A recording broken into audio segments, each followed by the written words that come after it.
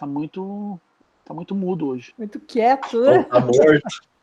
Gente, eu vou dar sequência aqui, então, à aula. Para que vocês falem comigo. Eu vou voltar aqui, então. Nós paramos aqui. Campo religioso, não foi? Sim. Daí depois eu falei do sacerdote, não falei? Falou. Sim, já falou do sacerdote. Daí falei da igreja também, né? Conquistar ou preservar o monopólio. Daí a autoridade, né? Questão da autoridade. Sim. Legítimo. Lógica de funcionamento desse campo. Sim. E entrei no mago, falei um pouco do mago. Não, do mago ainda não. Você falou só até sacerdote. Você estava falando de dízimo. Então pronto. Seita, sacrifício de humanos é proibido, de animais mais ou menos, e de dinheiro amplamente aceito, dízimo, oferta. Isso. Então terminou aí. Pronto. Daí depois eu fui discutir uma outra posição no campo, né, a partir da figura do mago. Agora sim, começou. Vamos começar juntos, o mago. Tá bom. Tá gravando aí, não tá? Sim. Então, eu falei da posição que domina o campo religioso. Eu quero falar agora das outras posições que são dominadas no campo religioso. Uma delas é a do mago, a posição ocupada pelo mago. Quem é o mago? É aquele que lança a mão do discurso religioso como técnica de cura e não de distribuição de poder simbólico, assim como nós temos no caso do sacerdote. O Mateus conseguiu entrar? Daqui a pouco eu te respondo. Conseguiu. Tá aí, Mateus? Então pronto, vamos lá. Todo mundo no barco agora. Então, o mago ele tem uma outra estratégia no campo, né? Enquanto posição dominada. E o mago, como ele não tem a estrutura da instituição que garante a sua sobrevivência, ele responde à demanda dos clientes e utiliza o seu dom, né, o dom da graça que ele tem, como fonte de renda. Então, ele é dependente dos recursos, né, que os seus clientes disponibilizam para ele atuar no campo. Então, essa é uma posição dominada no campo, segundo Bourdieu. E o profeta, uma outra posição dominada, e no caso do profeta, a posição dele é sempre de contraponto e de crítica à posição dominante, que é a posição do sacerdote. Quem é o profeta? É aquele que vai trazer um bem de salvação novo, de crítica ao que ele vai considerar como antigo. Ele vai desvalorizar a posição dominante do sacerdote. Ele vai desvalorizar, por exemplo, a teologia que predomina no campo religioso, ou seja, a posição do sacerdote. Né? E daí o Bourdieu vai considerar o profeta como esse homem das situações de crise, das situações extraordinárias. Né? E por que o profeta tem condições de fazer isso? Porque ele tem um poder carismático. Né? Ele tem um carisma que o possibilita estar numa posição, mesmo que dominada no campo, de conflitar, né? De confrontar a posição dominante, que é a posição do sacerdote. Tá certo? Tudo bem agora? Vocês estão me ouvindo direitinho? Sim, está ótimo. Então, beleza. Ok. Então, dentro dessas três posições, qual que é a dinâmica que se estabelece no campo religioso? Né? É isso que eu falei. Né? Não só no campo religioso, mas em todos os campos, a dinâmica é da concorrência, da oposição. O termo do Bourdieu dos pares concorrentes é muito interessante por isso. Né? Porque essas posições no campo, elas dependem uma das outras para existir, mas elas concorrem entre elas. Por isso que ele trabalha a ideia dos pares concorrentes. Né? Então é dada a partir das relações de transação também estabelecidas pelos diferentes interesses, né, dos especialistas, mas também, sobretudo, dos leigos. Por isso que eu também coloco o leigo como uma posição dominada.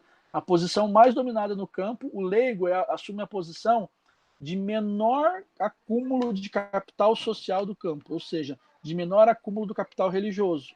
E, portanto, ele não é considerado como um especialista. Ele é o leigo, ele é a antítese do especialista. Mas ele também está numa posição do campo, talvez a posição mais dominada. Talvez não, a posição mais dominada. Né? Mas a concorrência, ela se dá no campo entre essas três, enfim, esses três especialistas, o sacerdote, o mago e o profeta, inclusive na busca, né, da adesão desse quarto indivíduo que é o leigo, que é aquele, né, sujeito destituído da capacidade de manipular os bens de salvação. O que está acontecendo hoje, gente, no mundo? né, vamos aplicar um pouco aqui o Bourdieu. Está acontecendo que as pessoas estão, né, os leigos, estão descobrindo que eles não são tão leigos, que eles mesmos podem, né, manipular os bens de salvação. Então, nós estamos vivenciando um processo de desinstitucionalização no campo religioso brasileiro, por exemplo, né? Pluralismo e desinstitucionalização. O segundo grupo que mais cresceu, o primeiro, né, no Brasil, o primeiro grupo que mais cresceu foram os evangélicos. O segundo grupo foram os sem religião, que não são pessoas ateias, agnósticas, são predominantemente pessoas que professam uma religião, mas que, enfim, estão distantes das instituições, né? Então, né, essa concorrência é principalmente do sacerdote com relação ao profeta e ao mago, né? O mago, esse pequeno empresário independente, né? Esse indivíduo que vai exercer de forma remunerada os seus, enfim, a sua prática religiosa, num tempo parcial, né? Que vai suprir demandas de grupos ou classes consideradas pelo Bourdieu como inferiores, né? E vai também ter uma prática contestatória desse monopólio sagrado. Eu falei aqui do profeta, mas a própria prática do mago, ela é também contestatória, porque ela vai ser considerada como profanadora do sagrado, né? São práticas que visam objetivos específicos, parciais, imediatos, né?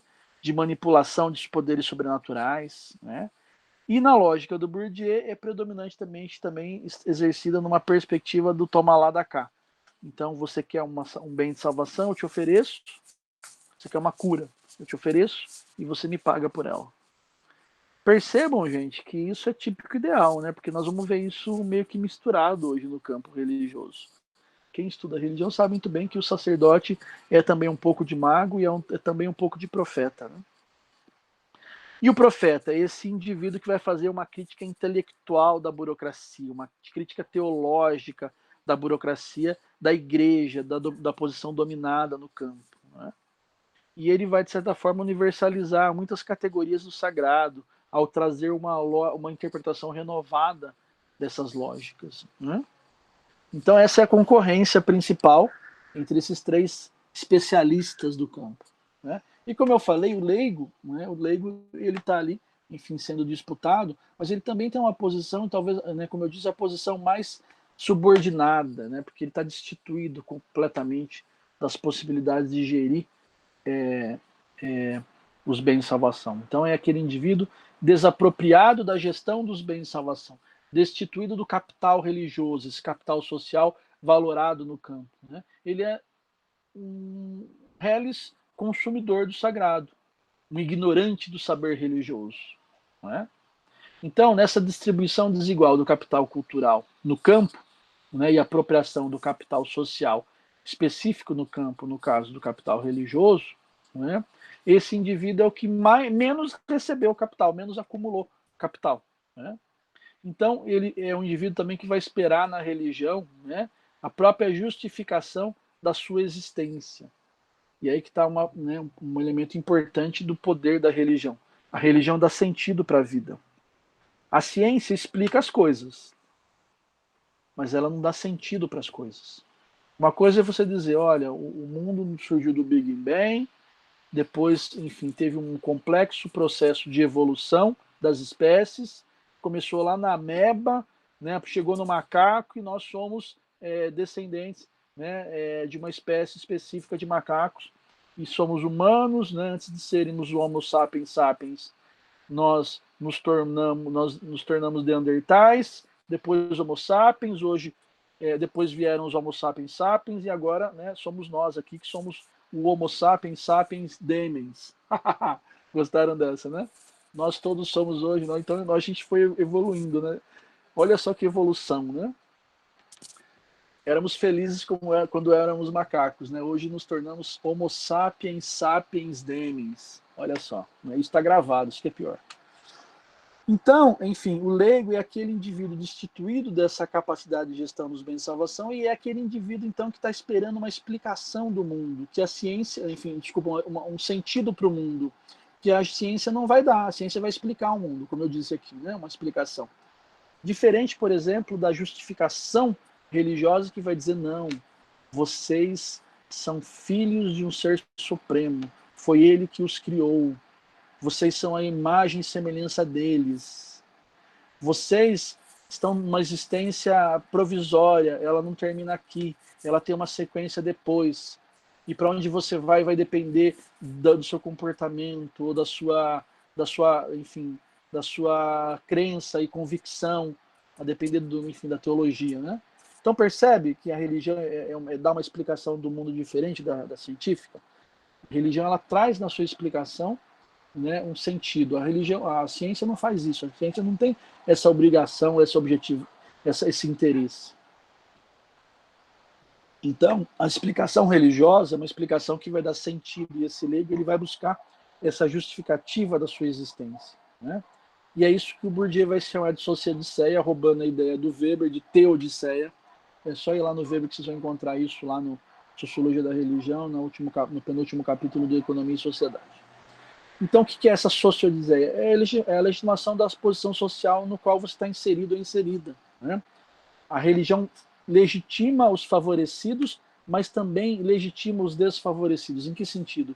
Ela dá uma explicação de por que você é um pobre, de por que você é um lascado. Ela dá uma explicação de por que você, enfim, venceu na vida. Ou seja, a teologia religiosa vai justificar seja qual for a sua existência, né? Olha que maravilha. Então, o Bourdieu ele vai trazer essa explicação, né, em princípio, do campo religioso, né, para resumir aqui, para a gente encerrar, né, é um campo de disputa, um campo de posições dominantes, posições dominadas, né, e a explicação geral que ele vai trazer da religião a partir do campo religioso é predominantemente essa, tá certo?